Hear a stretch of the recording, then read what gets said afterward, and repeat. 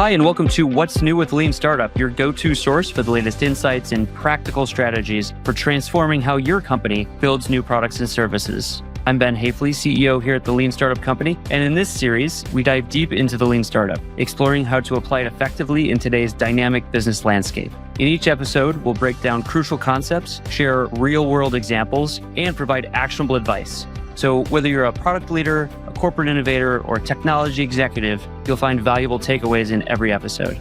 If you enjoyed this episode, please subscribe to our channel for more expert insights. Don't forget to like, share, and leave a comment below, and we'd love to hear from you and answer your questions. Hey everyone, welcome back to What's New with Lean Startup. Today we're going to be talking about milestones. So if you remember from the first episode in this series, we had kind of the 6 elements of the full Lean Startup framework. We had methods, teams, milestones, governance, strategy, and culture. Today, we're going to be doing a deep dive into milestones. Jonathan, how are you feeling today? I'm feeling good. I am excited to talk about this topic because it's near and dear to my heart. I spend a lot of time talking both on the design side and on the operational side as teams are navigating through that journey that we have beautifully depicted in our visuals there. So I think it's such a crucial topic that doesn't get the love that it deserves. So I'm excited to talk about it. Well, let's dig right in. So when we're talking about milestones, right, we're talking about what are the criteria or the things that we need to see from those teams in terms of producing evidence through build, measure, learn. What are the types of evidence we want to see in what order? So maybe kick us off. Yeah. So I think maybe just let's step back from the details of how milestones work. Let's definitely get to that, right? But just want to push a little bit on kind of the essence of milestones. What are they? Why do we have them? You know, what's the rationale for them? So for me, I kind of lean heavily on this definition. Eric actually talked about it on our sister podcast, Lean AI, in his episode at the end of 2024. Quick plug for Ben and his podcast there, if anybody wants to listen to that really episode. Good. It was a really good episode. And, you know, he talked about tracking the change in human behavior. And I think it's a really powerful way of thinking about it. Josh Seiden, in his book, Outcomes Over Output, he also talks about like a definition of outcomes in being a change in human behavior that creates results. And the direction that both of those thought leaders are really thinking about there, I think is really powerful when it comes to milestones, because we're trying to understand, is there a change that we care about? And how do we track it? I think it's interesting because it's really tied into, what's been called innovation accounting before, which is we don't have any of the traditional accounting metrics that we would typically have when we're building a new product or a new feature, or we're doing some kind of new innovation, we're investigating a new technology and its use cases, whatever it is that we're putting through this framework. We don't have any sales yet, typically. For the thing that we're developing or thinking about developing. We don't have any return on investment. We don't have any market share. And so traditional accounting metrics don't work by definition. If they did work, we wouldn't need Lean Startup because we'd have certainty, we'd have historical data, and we'd just be out there doing the thing we do all day long, right? So I think kind of for fans of innovation accounting, what we're talking about on the milestones is what are the specific metrics, the changes in human behavior that we want to see that are leading indicators of those traditional accounting metrics. What are your thoughts on that? Yeah, I mean, I think that's right. I mean, I think it's relevant to think about innovation in this context, right? Early on, right, we don't have this huge number of customers. We don't have revenue coming in. So if we're getting like an indicator of progress, it's a little bit different than when we have all those things present, when we're operating in this kind of early stages without really understanding where we're heading. And I think it's also super relevant for products. So we don't want to get hung up on the word innovation there with those innovation accounting definition, right? Because when we're looking for outcomes, what we're trying to do with milestones is think about how do we demonstrate that? And that can be in a new product or business where we're just really early on, or it's an existing product where we're thinking about introducing a new feature or a new way of interacting with the features, right? We're still lacking the at-scale data that we're going to have down the line, right? We're going to have once we deploy this at scale, we're going to have this once the product ships. And so how can we really understand whether we're making progress, right? So that's for me is the essence of milestones. It's measured progress against a journey that we're anticipating. How do we talk about that? How do we communicate that? How do we present that information to our team, to our stakeholders? So, Jonathan, some of the times, when we're working with clients, we'll see the following set of milestones, right? Milestone 1 is we've generated enough internal buy-in and we've convinced ourselves that this thing that we're going to build is the right thing to build. Milestone 2 is we've started building it, and milestone 3 is we've launched it. So, how do those stack up as in terms of milestones, in your opinion?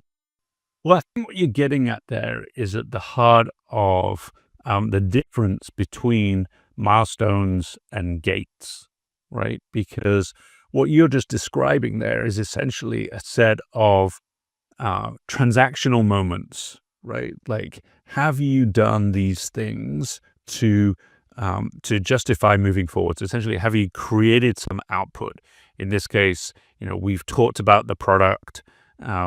We've gotten the level of interest internally without evidence necessarily, but we've got enthusiasm. So we're looking at it and we all think, yeah, that's exciting, right? So you're really talking there about a legacy approach to building products that was about, let's go through these fill in the form and check off the box kinds of metrics, which allow us to say, well, we have alignment, we've made some progress, therefore let's push the button to build this thing. So if we think about that kind of stage gate approach, that's super transactional. And I think milestones in the context of lean innovation, building products with an evidence-based approach, the milestones that we're talking about are much more conversational, right? They're much more about a discussion. They're much more nuanced. They're not as rigid as what you were starting to get into. Right. And I think trying to make sure that we're baking in changes in human behavior into the milestones, not just those internal actions that you just mentioned, like we did this, we did that, those are outputs, right? But actually putting in those kind of outcome-based metrics in terms of, our customers behaving differently, ranging from are they saying something different to are they doing something different. Those are really important when it comes to setting up a set of milestones for the lean startup framework. Yeah, and look, there's a key difference as well, right? So the kind of the gates, let's call them that you just described, right? To talk about potential way of measuring progress, they assume a linear path, right? They assume we start, we move to the next bit, we move to the next bit, and on we go, right? And when we're talking about milestones in the context of lean startup, there isn't necessarily a linear path, right? We might get to the milestone really quickly and then we can proceed because we've got the evidence. But we might also not get to the milestone. We might have to go around in circles. We talk about that. And here's another plug for our book, which focuses on the squiggles. And you can probably see a link for that in the show notes. But we talk about the messiness. We talk about how hard it is to move forward with the work that we're doing in a straight line because we learn different things, and so therefore we can go in different directions. And the milestones are there to kind of help corral that a little bit, but not to provide too much tightness, too many kind of really close constricting guardrails in the journey that a team goes on. I like that. And I think another thing that you just alluded to that I wanted to pick up on is milestones are by nature built so that some of the initiatives, the opportunities, the products, whatever you're pushing through the framework, some of those things, we'll call them initiatives, are not going to achieve those milestones. And that's actually great because you can say, hey, look, this opportunity does not meet the criteria that we set beforehand, and therefore this milestone, it's not going to pass it, and it should drop out of the funnel, right? It should be parked, or we should pivot. And so actually the funnel shape that's in the diagram that we showed is very deliberate because you're starting with a lot of opportunities, a lot of initiatives, and you're narrowing in on the ones that have the most evidence that they're the right ones to invest in. Yeah. Oh, it's such a fascinating topic when you bring up the funnel, right? We talk about this a lot, and we struggle with, like, does this really make sense in a product environment, right? Does it really make sense to think about discarding work as kind of a nature of the process? And for us, and this is one of the things that's really new in Lean Startup, in the way we've been practicing it and the way we've been talking about it with companies, is we get comfortable with the idea that we start with 20 to 30 initiatives that are attempting to get through the milestones. And we're perfectly comfortable with the idea that maybe, 30% of those initiatives don't make it through the milestone. And that's okay, right? Like it's positive, right? Because we're discarding initiatives that are not interesting and not valuable. And B, it allows us to double down and concentrate our energy on the initiatives that have made it through the milestone, right? So we can throw more resources at good stuff and less at bad stuff. Yeah, and it's interesting. Some people have a kind of a violent reaction, like, we don't have a funnel. We have a pipeline, but it's got a failure rate. And it's like, well, sorry, that's a funnel. It's like, so it doesn't matter if we call it a funnel or a pipeline that has a failure rate. Or as an example, a couple weeks ago, I was talking to a product manager at a big company we all know about, and he said he's got in his roadmap, he's got a discovery swim lane and a delivery swim lane. And so, you go through product discovery for this section of the roadmap. And if it's like, hey, there's no evidence that we should build this thing, it doesn't make it to the delivery swim lane. And that is a funnel in nature, even though it's not represented that way. What's important is we're allowed to say no to things where there's no evidence that we should proceed. And that's a big idea. And that's actually the essence of Lean Startup. Yeah, that's right. And proceed. Let's just pick up on that word for a second, right? So, for the most part, what proceed through the milestone, what that really means is resources, right? We're gonna give the team more runway. We're gonna give more team to the initiative, right? We're gonna throw more weight at the thing that is being worked on because it was successful in communicating. We have some traction here, right? And one of the real benefits of milestones that I see playing out is it provides some order to the chaos, right? So I'm working with a large company in Europe, and prior to us instituting milestones, when the leadership met with a group of teams, it was essentially just a status update, because every team had the resources. Every team had been allocated the resources at the beginning of the year. And there was kind of a conversation about, like, well, how are you doing? Yeah, we're doing good. It's like, we feel like we're doing the work. We feel like we built feature A or whatever it is. But there wasn't really a way to evaluate a group of initiatives against each other. Right. And one of the assets of milestones in a portfolio is that you can say, well, which of our initiatives that we're working on are in this milestone, and how does that look across the different initiatives that are in there? We can say, compared to initiative B over here, initiative G that we're working on, right, which is working towards the same milestone, which is working towards, validating this fit between the problem and the solution, for example, right? They're way off time and traction evidence and engagement with customers. And we can compare that, and we can really see, does the first initiative that has made progress, does it deserve resources or not? It's interesting because the work of figuring out the right milestones for a specific company, for a specific function, it is I wouldn't say it's complicated, but it's something that a lot of people just don't take the time to do. And so the time that we've invested, in particular you, Jonathan, have invested with a lot of the clients that we've worked with, to just generate the right milestones, has been super valuable, because once you get those right and you can clearly communicate, here's what you're supposed to be doing in order to achieve milestones 1, 2, 3, 4. It clarifies the work, it aligns expectations. And then when you do have a review, to your point, with a senior leader, the senior leader knows what questions to ask and what questions not to ask. And that's frequently one of the biggest problems in the kind of product or innovation or R&D space of the companies that we work with. Yeah, I mean, it's very real challenge. It's a very real challenge for companies to go from a realization that milestones would be helpful to translating that into a set of milestones that are actually relevant to the types of products they build, the culture in which they're operating, right? And the real human dynamics of different teams and different leaders' styles. Like, how do we normalize that in a way that can actually fit? And what we often do is we're really starting with a generic set of milestones, and we're using those in the context of a pilot or in a first group of initiatives that are using the lean approach.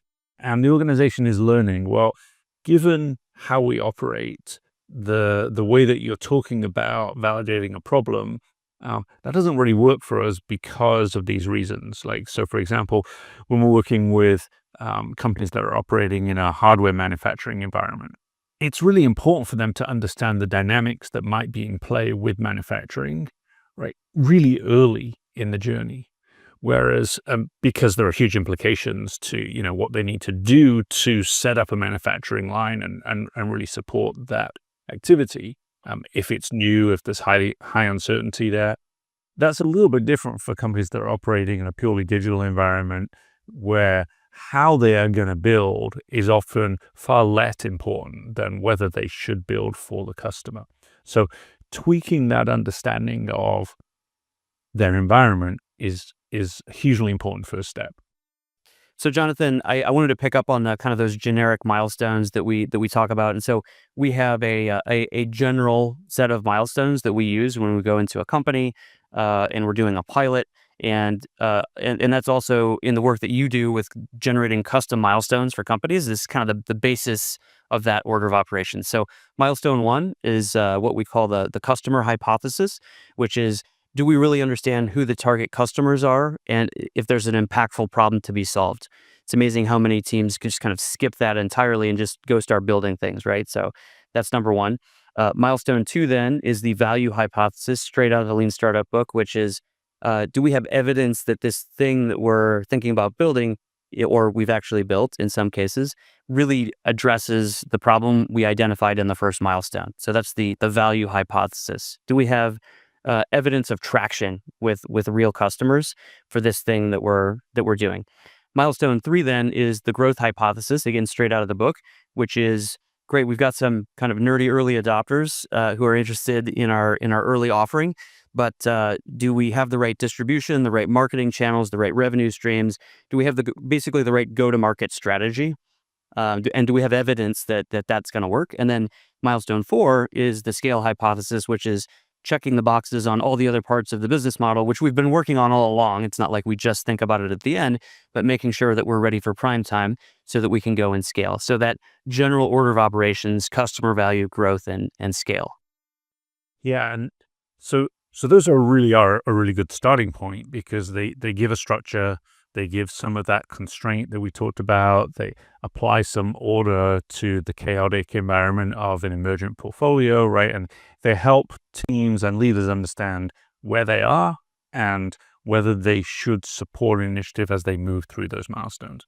I'll throw a couple of bookends to those 4 that you just expressed, right? So one is kind of right at the beginning, right? So you mentioned the customer hypothesis. Is there a hypothesis for this thing, right?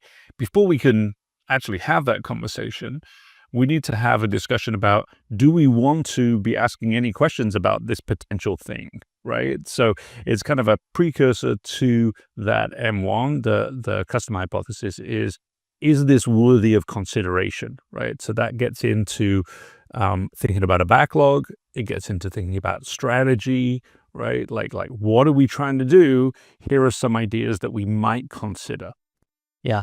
And I'm going to flash this up real quick. That gets into the fifth bullet, which is strategy, right? So, do we want to be working on this in the first place? And so that's a great call out, because a lot of teams just jump right into, okay, let's go do some customer discovery. And it's like, well, time out, hold on, it's like spend a couple minutes and make sure that this is aligned with what we said we should be doing in the first place. So great call out. Right. And leaders have expressed what they believe to be the strategy. The organization has bought into that. Sometimes it's a dialogue, sometimes it's more of a handed down, right? But if leaders start to see initiatives presented to them, talking about, like, we think there's a really good customer hypothesis here and there's an opportunity. If it hasn't passed through a strategy milestone, which is to say that's something that should go in the backlog, should be discussed, should be investigated, right? Then it's just a non-starter of a conversation, and everyone's looking around saying, why are you working on this thing, right? We don't want to be going into the drone space. It's nothing to do with our strategy. So, we said we're only thinking about this other environment where it's all AI, right? So drones aren't relevant. You can say, well, there's a reason for that, and you can explain it, right? But the essence of the first kind of pre-milestone is this something we should be investigating and learning about? Yep. So what's the other bookend? You said you're going to bookend the four. So the first one's the upfront strategy. Yeah.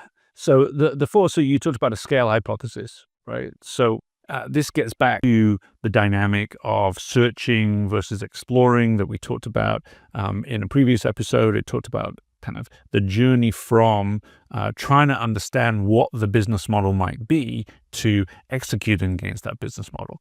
So the boundary for them, so at the completion of the scale hypothesis, how we might scale this thing, right? The completion of that is essentially, we're ready to scale and we're going to go into production, right? It's about saying, we understand the dynamics of this business. We know that if we throw more resources at it, we're going to get a certain output generated.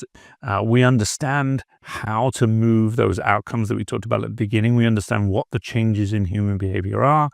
We understand how to prompt them, how to measure them, how to grow them. So that boundary point then becomes something close to, if not actually defined as, product market fit, right? That we understand the dynamics of the business, therefore we can charge ahead.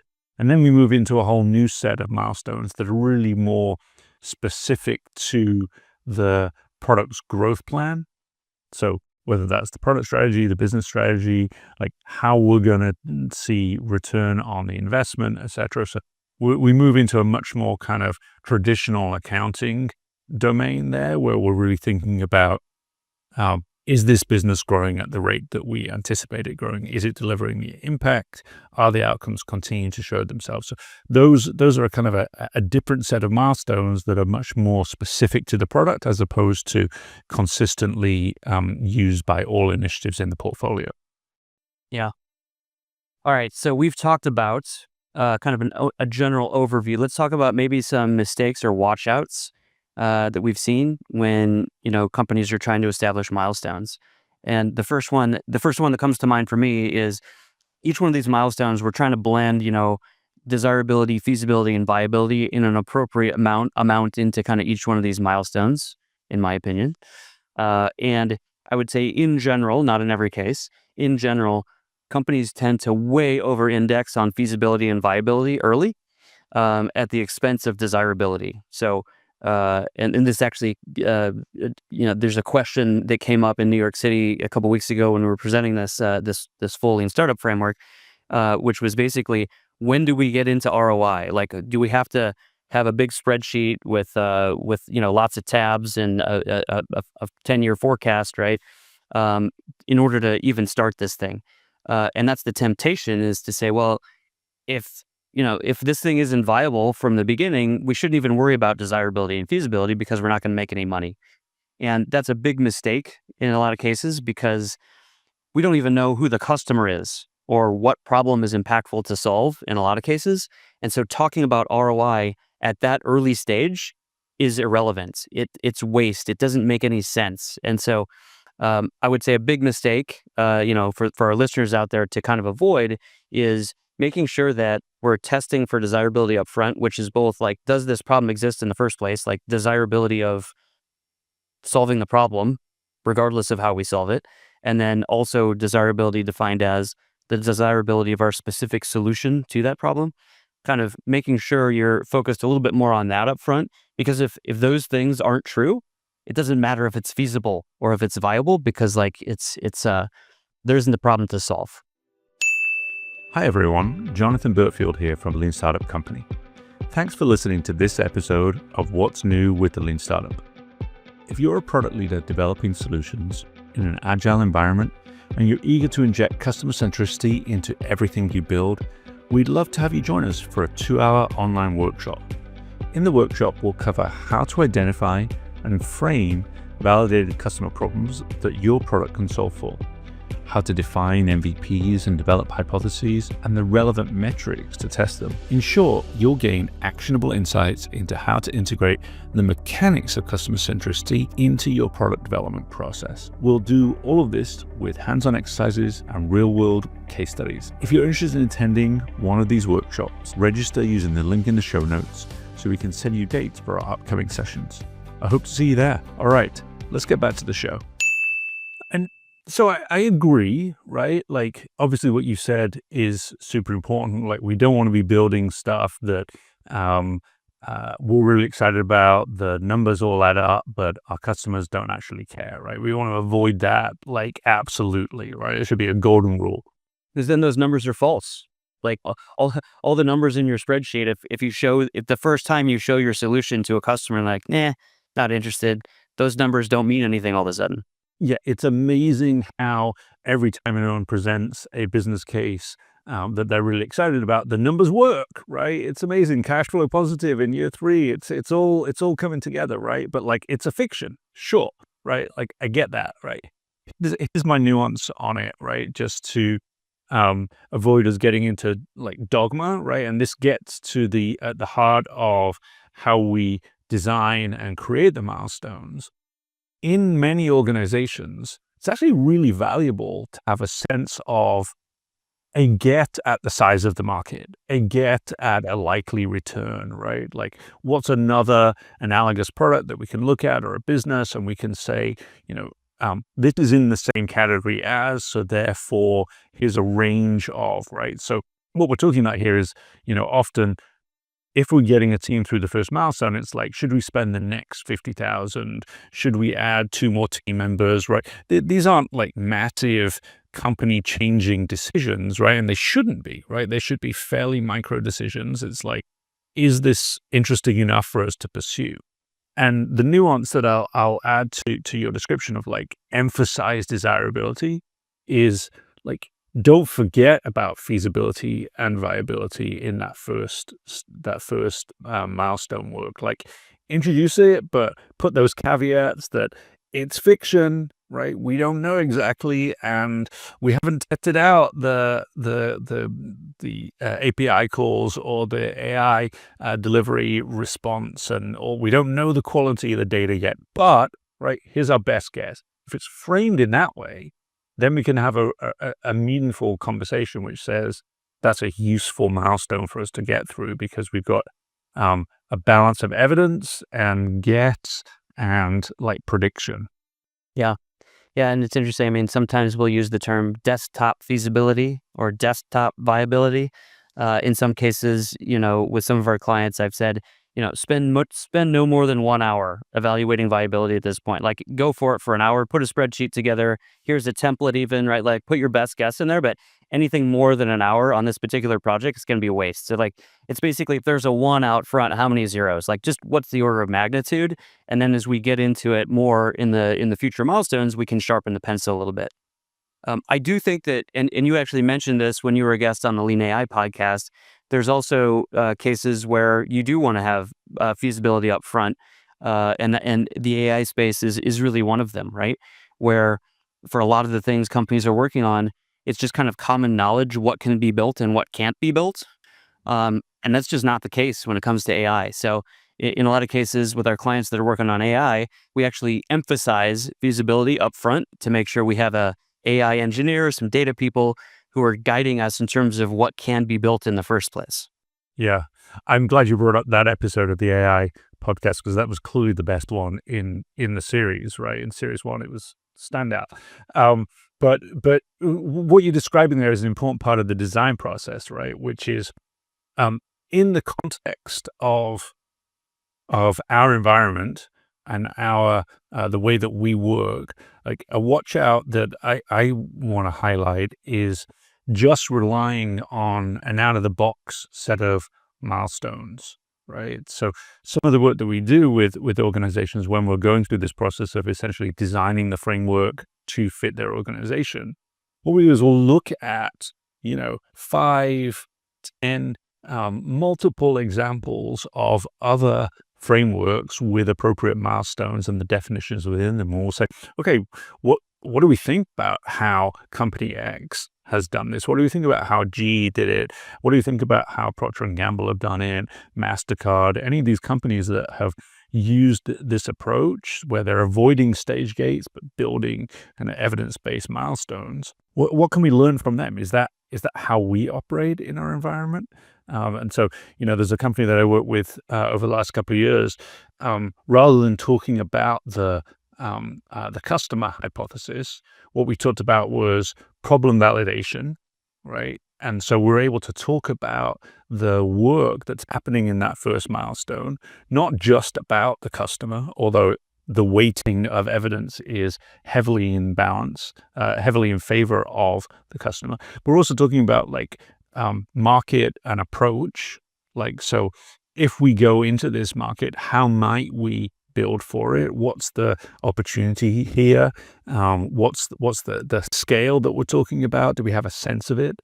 And then approach, what's the direction we think we're going to go? Are we going to build, buy, borrow this thing? Are we going to have to create some entirely new technology? Those are really good questions to understand the kind of getting our arms around the problem, right? Rather than thinking this is specifically just about the customer and leaving out quite a lot of important information that can inform the decision. So another element of designing and using the milestones is some of the challenge for how we build alignment around the milestones, right? So often we're going into organizations that have a long history of product development. And by extension, what that means is they have a long history of stage gate process, right? And so we're talking about how do we shift that dynamic to be a more evidence-based environment and build milestones into the work that they're doing. And there's lots of work happening with kind of translating functions into, product management and a product-led organization, right? And so there's support in some cases for changing how we think about this. But one of the keys for us has been to learn by doing. So we start with using as simple a group of milestones. We've talked about kind of generic order of operations, but we want to put those in play. We want to see how teams work with those milestones. So we don't want to assume that because this has worked over there or because it's worked for Lean Startup, it will scale across our entire organization. So we want to run it through the pipes a little bit, and we want to learn by doing, and that is going to be evidenced by, how quickly were teams able to move through these milestones? Were we able to make the appropriate balance of pivot, persevere, kill decisions, right? What's the overall dynamic associated with using this before we say, great, we've locked in on the right way to do it? I like that. And I want to pull on the thread. You said alignment around the milestones. By the way, the 6 elements that we keep referring back to, it's hard to talk about just one without getting into the others, right? But one of the big tie-ins between milestones and governance is alignment around the milestones. So it's when leaders also know what the milestones are, they know what to hold teams accountable for doing. And so, in several cases, I can think of three right off the top of my head that have been recent clients where, before we've come in, the innovation or the product teams are saying, hey, boss, we did this. Is that the right thing? Did we do the right work? No, I don't think that's the right work. Try again. And then, a couple months later, hey, boss, we did this. Is that the right work? No, that's not the right work. And so there's just an incredible amount of waste at a lot of companies where teams just need to know what they're being held accountable for doing, and leaders need to act accordingly and know which questions to ask at the right time. And the milestones are really the centerpiece for that. Yeah. No, that's exactly right. Alignment is important. I'm working with a company where we designed the framework a while back, right? And now we're starting to get more and more teams using the milestones and the approach. And we're learning that some of the design decisions that we made early in the process, right before we'd rolled it out, they're not really working, right? So one example being kind of a criteria around how long a team should be in a particular stage of work when they're trying to cross through the milestone, right? And so again, this builds that alignment that you're talking about. Generally, teams should spend 10 weeks in this stage, and if they're coming and trying to progress through a milestone and they've spent 40 weeks, right, that's a problem, right? And we need to understand, is that because it was a really gnarly, challenging initiative they're working on, or were they just, the team wasn't working effectively, right? So we had a velocity indicator in there, which was 10 weeks, right? And teams were struggling to make it in that time.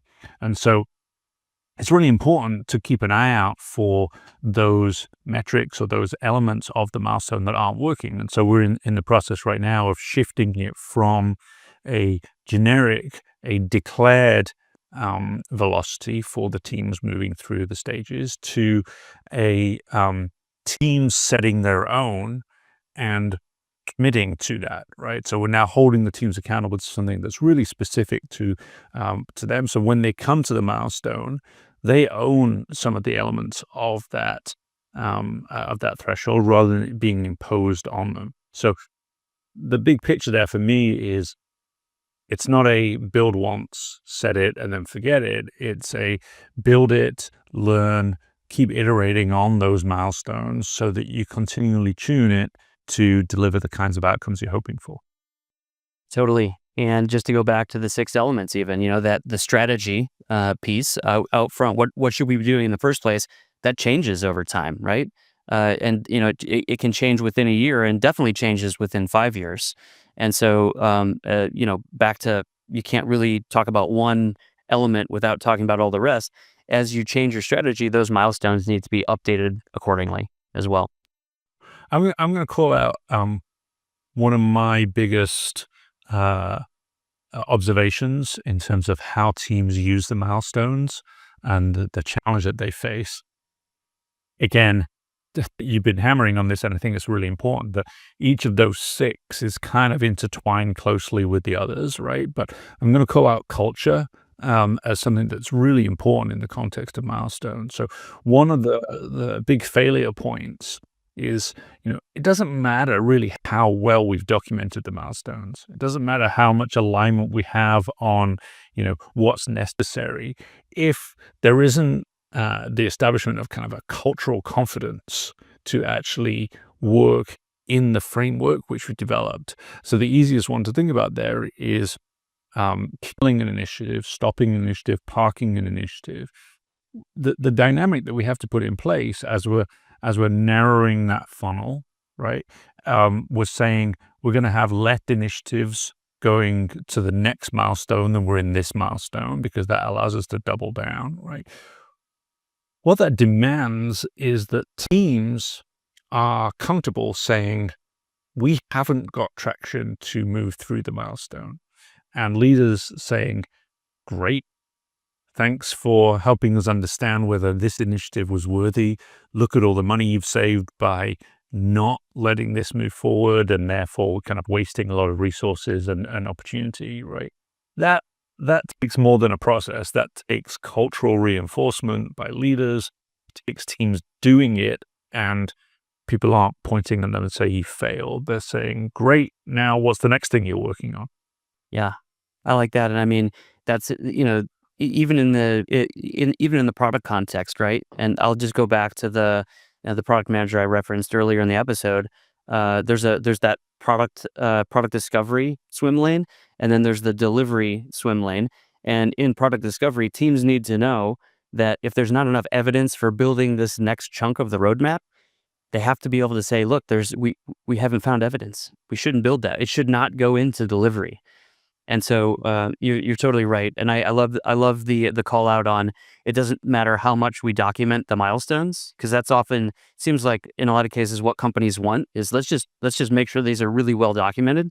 But you're right, it doesn't matter how well documented if teams are afraid to say, look, what we don't have the evidence to achieve that milestone. We're going to make a park recommendation or a kill recommendation or pivot. If they don't have the confidence, it doesn't matter how great your milestones are. Yeah. My favorite example of that was when we were working in the Department of Defense, and a team was looking at a particular initiative and searching for a way to translate the ambition into a new product that they might build. And what they actually found was there was an existing solution that was sitting on a shelf that had previously been discarded because it wasn't the right time, there wasn't the funding, there wasn't enough demand. Now there was, and so their job was basically to point over there and say, let's use that, right? And so we're going to stop, we're going to do something else, right? And that was a really uncomfortable moment in the milestone transition, because they were saying, we don't want to go forward because we'd just be wasting our time repeating. And the cultural element here was that an important stakeholder, some number of stars general, was stood up in a town hall meeting and was able to declare, I want to celebrate this team over here for not making it through a milestone. Right. That's a powerful moment, because lots of other people who are working on initiatives can then say, oh, it's okay to not make it through a milestone. Leaders are comfortable with that. Leaders aren't punishing people for not making, progress is about understanding whether we should or should not make it through a milestone, not just how many did make it through. So there's this intertwining of the culture and the process and the dynamics of people actually using the system that are so important. Yeah. I'll share another kind of a similar win when it comes to milestones and culture and governance. And so working with a client at a Fortune 100 company, and so we were in a sponsor report out, and the team had evidence, and they were. I mean, the team had done a really good job. And the senior leader at this point, senior vice president at this company, says, "Oh, you know what we should do is add feature X." And everybody. I was in the room, right? The leader was on Teams, right? And everybody was looking at each other. And then the team lead said, "Well, senior vice president, that's a great idea. We're going to have to put that into our backlog and push it and evaluate it in the milestones that we've established." And there was this, it was probably a second and a half, but it seemed like a year, right? And the senior vice president said, "Yeah, you're totally right. You're totally right. We've established this process. We got to make sure we're putting everything through the process, right?" And so that was another big cultural win when it came to the milestones, because if the SVP just gets to do whatever he wants in this particular case, then it just kind of erodes the relevance of the milestones. So that was another kind of related win. So, we've committed to kind of answering questions in this series from customers and just people in general who send in questions. One question that we got a couple weeks ago when presenting the full Lean Startup Framework in New York City, and also something we just get a lot of, is when's the right time to start talking about ROI? And I've already alluded to this, but I want to give a really kind of crisp answer to that question, and then Jonathan, weigh in. So it's pretty natural for a senior executive to say, "Hey, before we do this, tell me what the return on investment is." Why is that a natural question? Because executives are used to running a portfolio of businesses that already are up and running and exist, and you can answer that question intelligently. when you're working on a new product feature, a new innovation, a new business, whatever it is, you don't really have the answer to that question. What's the ROI? By definition, if you knew exactly what the ROI would be, you wouldn't need to use lean startup because there wouldn't be any uncertainty. And so rather than saying, we can't answer that right now because we don't know, I guess that's true. It's not very satisfying as an answer for that senior executive. So I always like to recommend using the milestones themselves. And in particular, I'll just use those generic milestones, but could be any set of milestones that you've implemented at your company to say, hey, you know what? That's a great question. In order to really make sure we have a validated business case with a validated return on investment, here are the steps we need to take. First, we need to make sure that there's a valid customer problem to solve. Then we need to run some early prototypes, some early representations of our product to make sure that there's real traction with this thing that we're thinking about building. Then we need to think about growth and go-to-market strategy, and then our scale and our business model assumptions. And so establishing basically a roadmap for answering the question about ROI is really effective. And then you can say, but also if, senior executive, if you'd like us to just give you an answer now without any of that evidence, we'll just make up a number. Which one would you prefer? And of course, most executives would prefer that the team do the completed staff work. And it's a good way of judo moving the kind of that question being asked at the wrong time into give us permission to do the work that we need to do to come back and actually answer that question. Yeah. So my answer is same, but like coming at it from a different direction, which is what we've often done as we're developing milestones is we're injecting just a bit of ROI at the beginning, ROI analysis, right? Then a little bit more, right? And then, a higher fidelity response over time and defined clearly within the milestones, right? So you can think about it, one organization where we had, first milestone was the TAM, the total addressable market, right? And then it was the service addressable market, the SAM, in the second milestone, and then the obtainable market was in the third milestone, because we were able to back that up with something other than just a really good research report about how many customers exist in the space, right? So it helps leaders to have some numbers to wrap their arms around, right? So completely absent any ROI conversation is really difficult. It's like, well, yeah, maybe the customers are interested, right? But if we've got some numbers in there, even if they've got an asterisk next to them and we're saying, well, our confidence is low or the aperture is really wide, yeah, let's at least start in that conversation. Yeah. Yeah. Look, and I think you called me out well, right? It's the way that I just explained it. It seemed like we're going to do all four of those milestones and then we will have an ROI. But you're right. It's sharpening the pencil on the ROI throughout all the milestones. So let's say you've got 4 milestones. You can say to the senior executive, we can give you a number right now, but our confidence level is 5%.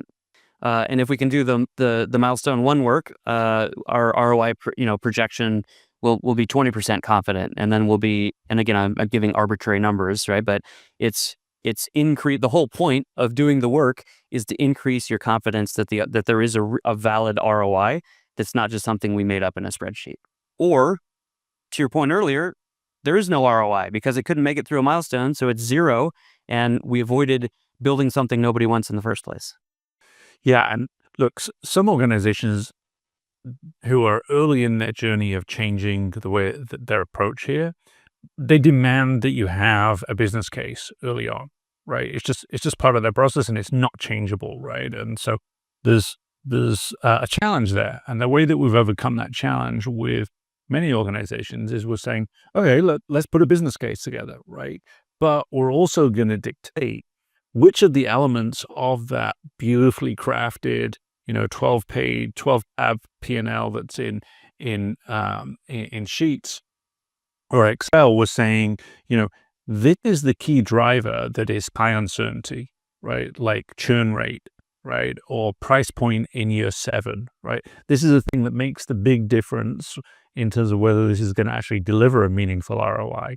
And so the things that we need to learn relate to those high uncertainty assumptions that are built into the roadmap. into the business case, because more often than not, what happens is the business case is presented as truth, as opposed to a series of questions that need to be answered over time. So it kind of weaves really well into the uncertainty, it weaves really well into the milestones, because we can say, oh, we said we were going to learn more about price point. Well, in the next milestone, that's what we're going to do. And have we done it?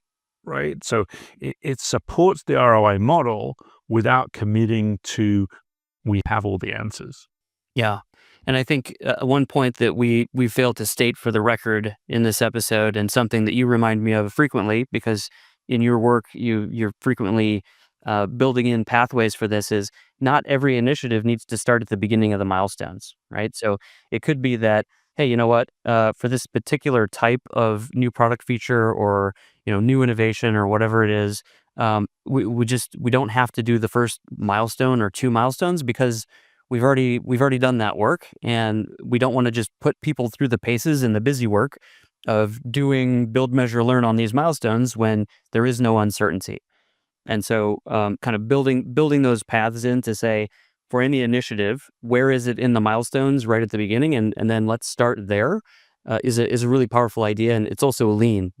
This is a lean startup, not waste everybody's time with busy work startup. Okay. Well, Jonathan, this has been fantastic, and we could go on for hours on this, and we get into the weeds on this topic frequently with our clients in a really good way to help them design milestones that work for them. But I think we should call it for now. So thanks so much, and we'll see you in the next episode. All right, thanks, Ben. Great conversation. That wraps up another episode of What's New with Lean Startup. This series is brought to you by the Lean Startup Company, where we help companies transform how they build new products and businesses. You can find out more about us and how we serve our clients at www.leanstartup.co. If you enjoyed this episode, please subscribe to our channel for more expert insights. Don't forget to like, share, and leave a comment below, and we'd love to hear from you and answer any questions you may have. Thank you for joining us, and we'll see you in the next episode.